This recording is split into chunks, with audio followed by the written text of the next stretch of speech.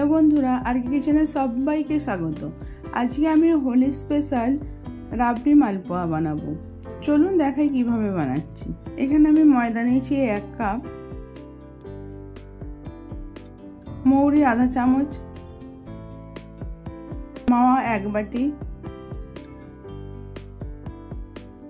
দিয়ে এটা একটু মিক্স করে নিচ্ছি। সামান্য একটু নুন, 2 চামচ সুজি দিয়ে এটা মিক্স করে নিতে হবে। এবার অল্প অল্প দুধ দিয়ে এটা একটা ব্যাটার বানিয়ে নেব।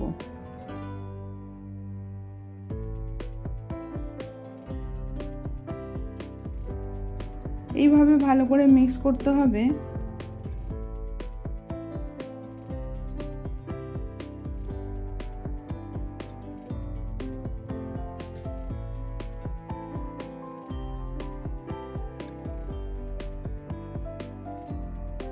ব্যাটারটা এরকমই বানাতে হবে যাতে বেশি পাতলাও না হয়ে যায় আর গাঢ়ও না হয়। এটাকে আমি 15 মিনিট রেখে দিচ্ছি। তারপরে একটা সিরা বানাচ্ছি। 1.5 কাপ জল দিয়ে খেজুরের গুড় দিয়ে দিলাম পরিমাণ মতন, দিয়ে একটা সিরা বানিয়ে নিচ্ছি। এটা চিনি দিয়ে করলে হবে, কিন্তু গুড় দিয়ে করলে টেস্ট একটু ভালো হবে।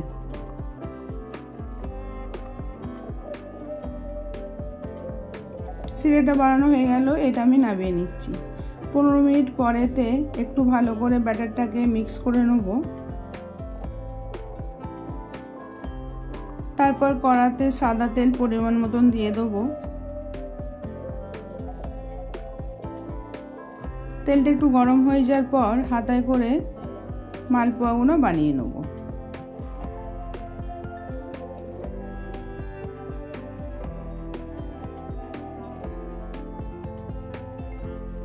এইভাবে উল্টে পাল্টে ভেজে নিতে হবে গোল্ডেন ব্রাউন করে।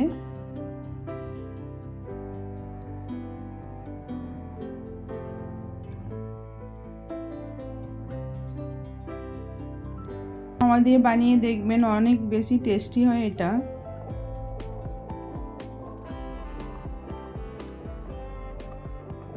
ভাজা হয়ে গেল, এবার আমি এগুলোকে তুলে নিচ্ছি। এবার সিরাটা একটু গরম থাকতেই মালপোয়াগুলোকে দিয়ে দিতে হবে। দিয়ে 2-3 মিনিট এরকমই রেখে দেবো।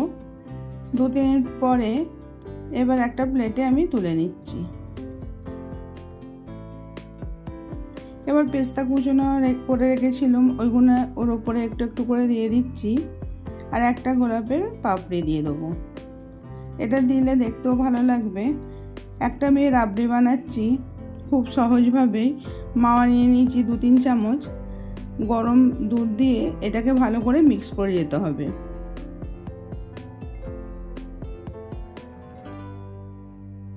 একদম এটাকে ভালো করে মিক্স করতে হবে।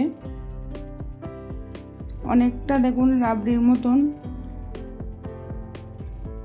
এবার আমি পেস্তা কুচনোগুলো ওর ওপরে দিয়ে দিলাম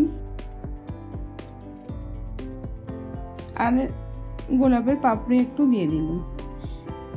রাবড়ি বানাতে অনেক টাইম লেগে যায়। ঘরে যদি মাওয়া থাকে এইভাবে বানিয়ে দেখবেন, খুব তাড়াতাড়ি হয়েও যায়। ভালো লাগলে লাইক, কমেন্ট, শেয়ার করবেন। আবার অন্য কোনো রেসিপি নিয়ে আসছি।